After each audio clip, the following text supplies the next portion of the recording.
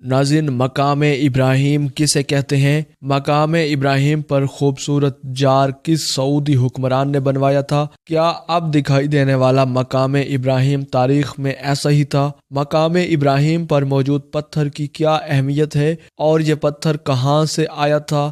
اور اس پتھر میں حضرت ابراہیم علیہ نبینا علیہ السلام کے پاؤں کے نشانات کیسے بنے تھے؟ اس مقام کو کیا فضیلت حاصل ہے؟ یہی ہماری آج کی ویڈیو کا عنوان ہوگا، اور آج ہم آپ کو مقام ابراہیم کے بارے میں ایمان افروز معلومات فراہم کریں گے۔ ناظرین، مکہ مکرمہ کی مسجد الحرام کے صحن میں ایک جگہ کو مقام ابراہیم سے موسوم کیا جاتا ہے۔ فرزندان توحید کے لیے مقام ابراہیم اجنبی مقام نہیں، مگر اس کے بارے میں بہت کم لوگ جانتے ہیں۔ مسجد حرام میں ایک سنہری کرسٹل شکل کا ایک جار ہے جس میں ایک پتھر پر گارے کے اندر پیروں کے 2 نشانات کندہ ہیں۔ اس پتھر کو حجر اسماعیل بھی کہا جاتا ہے۔ یہ وہ پتھر ہے جس پر کھڑے ہو کر حضرت ابراہیم علیہ نبینا علیہ السلام کعبے کی دیواریں چن رہے تھے۔ اس کی ضرورت اس وقت پڑی جب دیواریں اونچی ہو گئی تھی اور پتھر پر پتھر رکھتے چلے جانا حضرت ابراہیم علیہ السلام کے بس سے باہر ہو گیا تھا۔ مجبوراً وہ پتھر پر کھڑے ہو کر چنائی کا کام کرنے لگے تھے۔ ناظرین، مقام ابراہیم کو حجر ابراہیم علیہ السلام سے تعبیر کرنے والوں میں ابن عباس رضی اللہ تعالی عنہ، حضرت جابر ابن عبداللہ انصاری رضی اللہ تعالی عنہ اور قتادہ رضی اللہ تعالی عنہ شامل ہیں۔ حضرت ابراہیم علیہ نبینا علیہ السلام کے قدموں کے نشانات پر پیتل کا خول چڑھا دیا گیا ہے۔ مقام ابراہیم زمین سے تھوڑا اونچا لکڑی کے گنبد پر مشتمل تھا۔ یہ گنبد 4 ستونوں پر کھڑا تھا۔ اس گنبد کے اندر وہ پتھر موجود تھا جس میں پاؤں کے نشانات ہیں۔ ان 4 ستونوں کے ساتھ 4 آہنی دریچے بنائے گئے تھے۔ جس سمت سے مقام ابراہیم میں داخل ہونے کا راستہ ہے اس میں سنہری اور منکش نشانات تھے۔ وہیں 4 ستونوں کے درمیان سابات تھا۔ دونوں ستونوں پر گنبد تھا۔ ان کے اطراف میں گنبد کے اندر سونے کے پانی سے آیات اور مقدس عبارات منقش تھیں۔ مقام ابراہیم کے کمرے کا رقبہ 18 مربع میٹر تھا، جبکہ مقام ابراہیم 1.5 میٹر سے زیادہ نہ تھا۔ ناظرین، 18 رجب سال 1387 ہجری کو مقام ابراہیم کو اعلیٰ درجے کے کرسٹل کے بنے ہوئے شوکیس میں رکھنے کی تقریب منعقد ہوئی، جس کی بدولت حرم شریف میں تقریباً 5 مربع میٹر کا رقبہ خالی ہو گیا۔ مقام ابراہیم کے گنبد کو کئی بار مرمتی عمل سے گزارا گیا۔ آخری بار مقام ابراہیم کی مرمت اور تعمیر سال 1387 ہجری میں کی گئی۔ شاہ فیصل بن عبدالعزیز آل سعود نے مقام ابراہیم پر لگا عارضی پردہ ہٹا کر کرسٹل شکل کا گنبد لگوایا۔ ناظرین، شاہ فہد بن عبدالعزیز آل سعود نے مقام ابراہیم کا پورا ڈھانچہ دھاتوں سے تیار کروایا اور اس کی تعمیر میں اعلیٰ معیار کا تانبا استعمال کیا گیا۔ اس کے اندرونی حصے میں سنہرے پانی سے تیار دریچہ نصب کروایا۔ اس کے علاوہ اس کے فرش پر سیاہ گرینائٹ کی جگہ سنگ مرمر لگوایا۔ مقام ابراہیم کے گنبد کا خالص وزن 1 کلو 750 گرام ہے۔ اس کی اونچائی 30 میٹر ہے۔ زیریں قطر 40 سینٹی میٹر اور بلائی حصے سے قطر 20 سینٹی میٹر ہے۔ بیرونی زیریں پتھر 80 اور نچلا دائرہ 51 سینٹی میٹر ہے۔ ناظرین، سعودی عرب کے حرمین شریفین جنرل پریزیڈنسی کی تکنیکی سروس کی انتظامیہ نے مقام ابراہیم کو منور اور معطر رکھنے کے لیے خصوصی اقدامات کیے ہیں۔ حجر اسماعیل پر ایک فانوس نصب کرنے کے ساتھ اس کا بیرونی ڈھانچہ دھاتی مواد سے تیار کیا گیا ہے۔ ناظرین، قرآن مجید فرقان حمید میں اللہ رب العزت نے ارشاد فرمایا، اور یاد کرو اس وقت کو جب ہم نے خانہ کعبہ کو لوگوں کے لیے ایک مقام رجوع اور مقام امن مقرر کیا، اور مقام ابراہیم کو جائے نماز بنا لو۔ بعض لوگ کہتے ہیں کہ مقام ابراہیم سے مراد پورا حرم ہے۔ اس کا کہنا ہے کہ حج کے تمام مقامات سے مقام ابراہیم مقصود ہے۔ ایک قول یہ بھی ہے کہ عرفہ، مزدلفہ اور جمرات کا علاقہ مقام ابراہیم کہلاتا ہے۔ ناظرین، المصلی جائے نماز سے مراد ہے۔ ایک قول یہ ہے کہ جس پتھر پر کھڑے ہو کر حضرت ابراہیم علیہ نبینا علیہ السلام کعبہ تعمیر کر رہے تھے اسے جائے نماز مراد ہے۔ اگر مقام ابراہیم سے پتھر مقصود ہو تو یہ بات ناقابل فہم ہے، کیونکہ پتھر پر نماز ادا نہیں کی جا سکتی، اس کے عقب میں نماز ادا کی جا سکتی ہے۔ عقلاً اور شرعاً یہ بات سمجھ میں آتی ہے کہ وہ جگہ جہاں پتھر رکھا ہوا ہو وہی پتھر کی وجہ سے مقام ابراہیم ابراہیم کہلائے۔ یہ وہ جگہ ہے جہاں نماز ادا کی جا سکتی ہے۔ کہتے ہیں کہ مقام ابراہیم سے پوری مسجد حرام مراد ہے۔ بعض لوگ مقام ابراہیم پورے حرم کو ہی کہتے ہیں۔ ایک قول یہ بھی ہے کہ تمام حج کے مقامات منا، مزدلفہ اور عرفہ مقام ابراہیم ہے۔ ایک قول یہ بھی ہے کہ وہ پتھر جس پر کھڑے ہو کر حضرت ابراہیم علیہ السلام خانہ کعبہ تعمیر کر رہے تھے یہ مقام ابراہیم کہلاتا ہے۔ ناظرین، یہ پتھر محفوظ ہے، اس پر حضرت ابراہیم علیہ السلام کے قدموں کے نشانات نمایاں ہیں۔ اگرچہ یہ سخت پتھر ہے مگر اللہ رب العزت کی قدرت سے اس پر اللہ رب العزت نے حضرت ابراہیم علیہ نبینا علیہ السلام کے قدموں کے نشانات چھوڑے۔ اصل پتھر جنت کا ہے۔ ترمذی، احمد، حاکم اور ابن حبان کی روایات ہیں کہ رسول اللہ صلی اللہ علیہ وآلہ وسلم نے ارشاد فرمایا، حجر اسود اور مقام ابراہیم جنت کے دو یاقوت ہیں، اللہ نے ان کی روشنی مٹا دی ہے، اگر ایسا نہ ہوتا تو یہ مشرق کو مغرب کو روشن کر دیتے۔ ناظرین، زمانہ جاہلیت میں بھی عرب حجر اسود اور مقام ابراہیم کی تعظیم کیا کرتے تھے۔ اچھی بات یہ ہے کہ اللہ رب العزت نے ان دونوں کو بت بننے سے بچایا۔ عربوں نے بھی کبھی ان کی پوجا نہیں کی۔ خانہ کعبہ کے ساتھ بھی یہی ہوا۔ اللہ نے ان تینوں مقدس جگہوں کے لیے امت محمدیہ کے لیے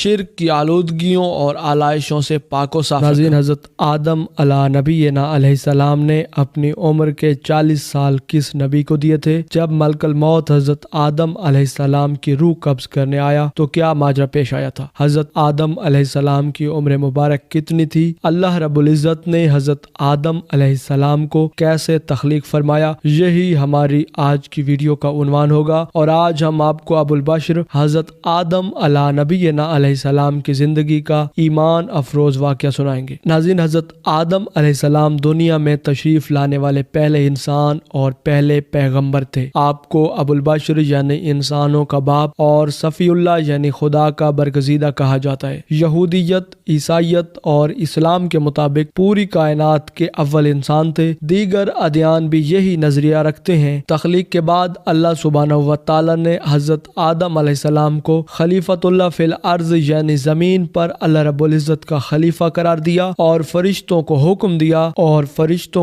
دیا کہ آدم علیہ السلام کو سجدہ کرو۔ ناظرین، قرآن مجید فرقان حمید میں ارشاد باری تعالیٰ ہے کہ آدم کی تخلیق مٹی سے ہوئی اور ہم نے بنایا آدمی کھنکھناتے سنسنے گارے سے۔ روایت ہے کہ جب خداوند قدوس نے آپ علیہ السلام کو پیدا فرمایا تو حضرت اسرائیل علیہ السلام کو حکم دیا کہ زمین سے ایک مٹھی مٹی لائیں۔ حکم خداوندی کے مطابق حضرت اسرائیل علیہ السلام نے آسمان سے اتر کر زمین سے ایک مٹھی مٹی اٹھائی تو پوری روئے زمین کی اوپری پر چھلکے کی مانند اتر کر آپ کی مٹھی میں آ گئی۔ ناظرین، تخلیق کے بعد اللہ سبحانہ و تعالی نے حضرت آدم علیہ السلام کو خلیفۃ اللہ فی الارض قرار دیا اور فرشتوں کو حکم دیا کہ انہیں سجدہ کرو۔ ابلیس نے سجدہ کرنے سے انکار کیا، وہ جنوں میں سے تھا۔ ابلیس کی نافرمانی کے سبب راندہ درگاہ ٹھہرا۔ حضرت آدم علیہ السلام جنت میں رہتے تھے۔ کچھ عرصے بعد اللہ سبحانہ و تعالی نے ان کی بائیں پسلی سے ایک عورت پیدا کی جس کا نام حوا سلام اللہ علیہ رکھا۔ ان دونوں کو حکم ہوا کہ جنت کی جو نعمت چاہو استعمال کرو مگر اس درخت کے قریب مت جانا ورنہ ظالموں میں شمار کیے جاؤ گے۔ مگر شیطان کے بہکانے پر انہوں نے شجر ممنوعہ کا پھل کھا لیا۔ اس پاداش میں حضرت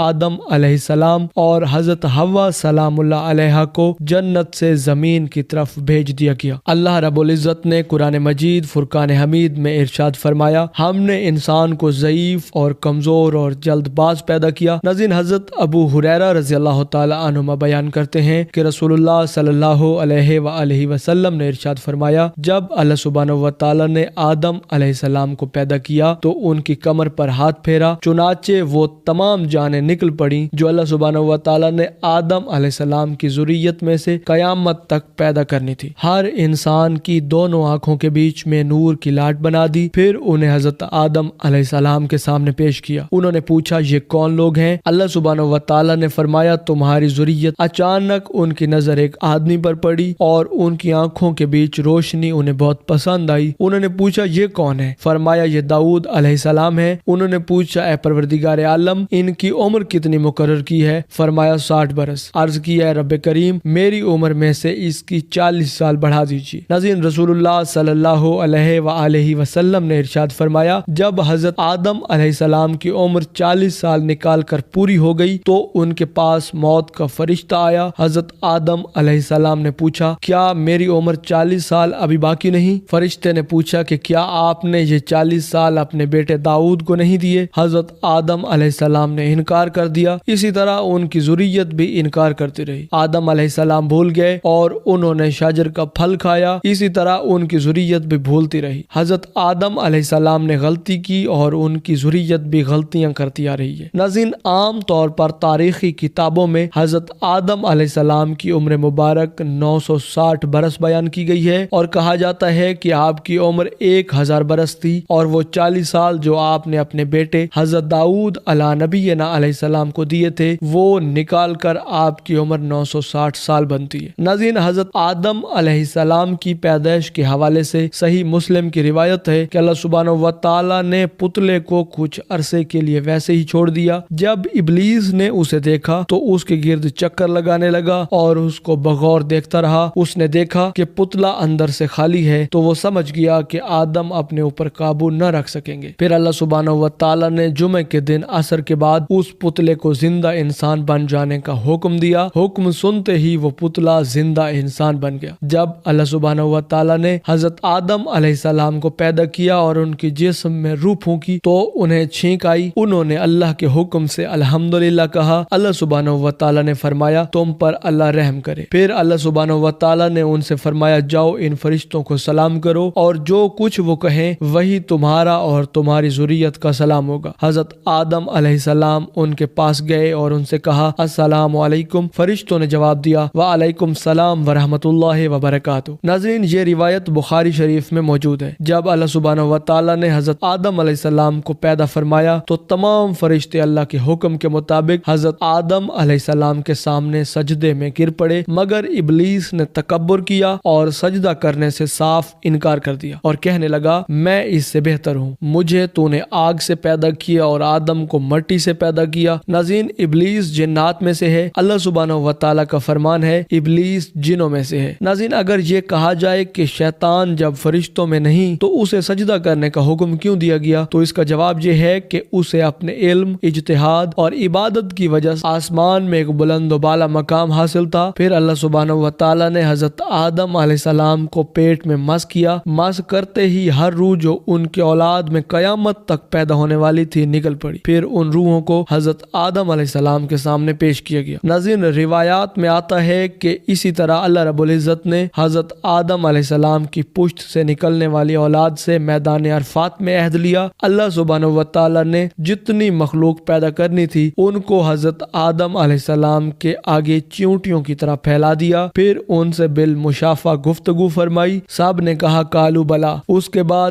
اللہ سبحانہ و تعالی نے حضرت آدم علیہ السلام کی پسلی سے ان کی بیوی کو پیدا فرمایا تاکہ آدم ان سے سکون حاصل کرے۔ ناظرین، روایات کے مطابق حضرت آدم علیہ نبینا علیہ السلام کا انتقال جمعے کے روز ہوا۔ دفن کی جگہ نامعلوم ہے، مگر بعض مورخین لکھتے ہیں کہ حضرت آدم علیہ نبینا علیہ السلام کا مزار پر انوار یروشلم فلسطین میں واقع ہے اور بعض روایات کے مطابق آپ کا مزار پر انوار ایشیائی ملک سری لنکا میں موجود ہے۔ حضرت آدم علیہ نبینا علیہ السلام کے انتقال کے بعد حضرت حوا سلام اللہ علیہ کا انتقال ہوا۔ حضرت آدم علیہ السلام کا قد 60 ہاتھ تھا۔